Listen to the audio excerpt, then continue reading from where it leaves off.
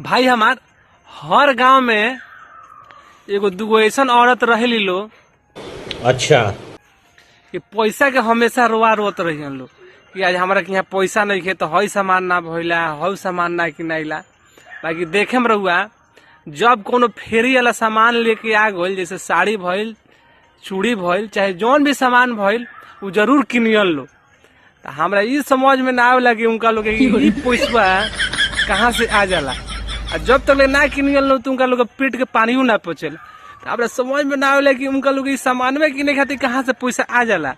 लेकिन हमेशा रोवत रही लोग कि हमारे लिए पैसा नहीं खे ना तो हई काम कर देले रहती हऊ काम कर देले रहती। लेकिन फेरी वाला से जरूर सामान किने लो। रउआ सब के गाँव में ऐसा केहू औरत बा तो रउआ सब जरूर कमेंट करके बताई। हमरा देखे से हर मोहल्ला गाँव में ऐसा 2-4 गो औरत बाड़ी लो। ये बात सही बा कि गलत बा कमेंट में जरूर बताएम लो।